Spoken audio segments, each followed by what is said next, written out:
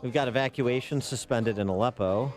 And it's interesting, the focus is all on Putin and the election hacking. Loretta Lynch saying yesterday in an interview with Politico this about election tampering at the state or local level, the threat of that and how that threat manifested itself or did not. At the same time, the Department of Homeland Security was very actively engaged in reaching out to every state to make sure that they had access to every resource they needed to protect the state electoral system as well. And fortunately, we didn't see the sort of technical interference that I know people had concerns about also in terms of voting machines and the like. So no technical interference with respect to voting machines and the like. That's Obama's attorney general saying that.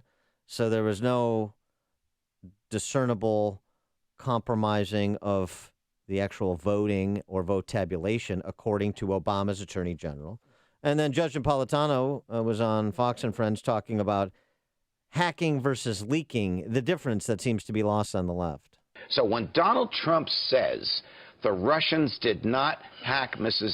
Clinton, he's right. Somebody leaked from Mrs. Clinton's emails, but nobody went in there and altered her operational systems, which is what hacking does. If you want to change the outcome of an election, are you going to alter the candidates' operating systems, or are you going to alter the systems of the people who register the voters and count the votes? So she has no one to blame but herself, because it was just leaked. Her emails were leaked. She should have been blaming herself for a long time, from the minute she decided to use the homebrew server. So if there was no hacking of Hillary's emails and there was no hacking of election operating systems at the state and local level where elections are administered that would compromise the election results, then I'm sorry, what exactly are we talking about?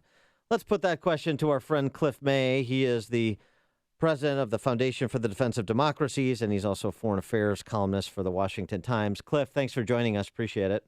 Good to be with you. So what about that?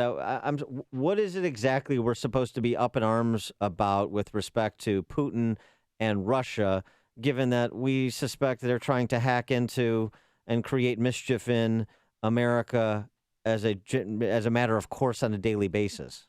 Well, let's just start with the fact that spying and intelligence gathering is nothing new.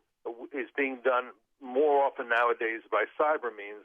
And this is among the problems we face and have faced for many years. The Russians, the Chinese, to an extent, the Iranians and the North Koreans have stolen libraries full of valuable information from the U.S. government. And the U.S. government, I wouldn't say has done nothing over the past 8, 12 years and longer about this, but not nearly enough, in my view, about this, either to prevent it or to deter it, or to punish those involved in it. And not all should be punished. We do intelligence this way. Our adversaries do intelligence this way. We know that's the case.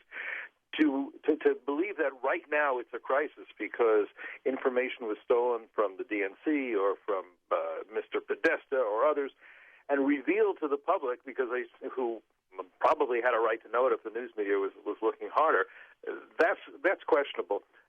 Plus, what you really can't say is that, the Russians did this in order to elect Donald Trump. First of all, we don't have any reason to believe that this is what changed any voters' minds, or certainly not a significant number of voters' minds. Secondly, there's no reason to think that the Russians expected Donald Trump could win. In fact, my guess is they thought Hillary would win. They might have wanted to discredit her in advance. That might have been one of their motives, but we don't know their motives. I have for 40 years been sitting down during election seasons with diplomats who will pump me and say, Cliff, what's really going to happen? When I say, I don't actually know, I kind of look at the polls like you do, they say, no, truthfully, what's going to happen? So the Russians were not that smart. They may have wanted to discredit our election system. They may have wanted to discredit Hillary Clinton. They may or may not have preferred Donald Trump as the president, but we don't know that. And it is true to say they got the information and leaked it. This was not hacking. This was not cyber warfare. They didn't shut down voting machines or the electricity throughout the country. But Obama's, promising retribution, that there's going to be consequences for their actions. And he said he knew back in September about the hacking when he met with Putin, but he didn't say anything because they didn't want to interfere with the election and that they thought Hillary Clinton was going to win. September of 2015. 2015, yeah. This is very odd thing, and it's a pattern in the Obama administration that one should notice. He often doesn't do things that he should do because he doesn't want to antagonize the Russians or the Iranians during the negotiations. He thinks that in order to succeed, and his definition of success is to get an agreement, whether or not it is honored by the other side, means he cannot take care of other business and cannot worry about the other things that are being done to us, often some pretty terrible things. That is a huge diplomatic mistake because it doesn't establish to the other side, look, you want to deal with us, you have to watch your manners, you have to be careful what you do.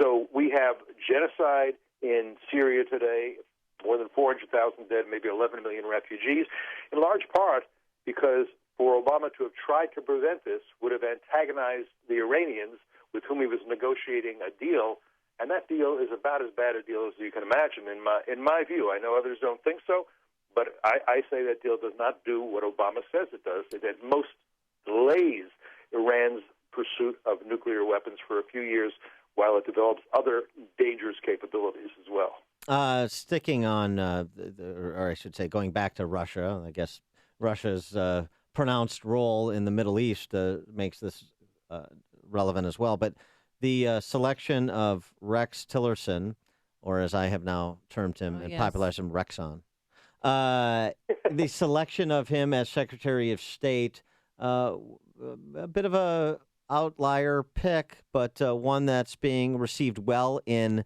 most Republican circles, but with some qualifications from the likes of a Lindsey Graham or a John McCain.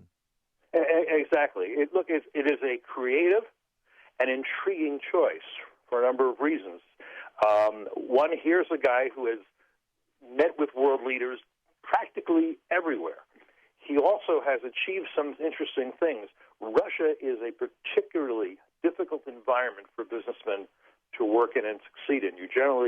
A lot of businessmen, very smart businessmen, have gone in there and left without the shirt on their back. He somehow managed to make a profit there despite the vast corrupt system that's in place there. He managed to get that done. He knows how to make deals that are in the interest of his company, whereas we now have a State Department that doesn't know how to make deals that are in the interest of the American people.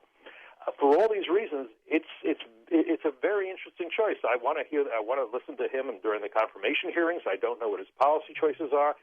If you wanted somebody to represent you and win for you, he's a pretty good choice and has got a pretty good track record, as opposed to, for example, the people who negotiated with Iran, many of whom had negotiated earlier in the 1990s under Clinton with North Korea. Those negotiations failed. They were meant to prevent North Korea from getting nuclear weapons.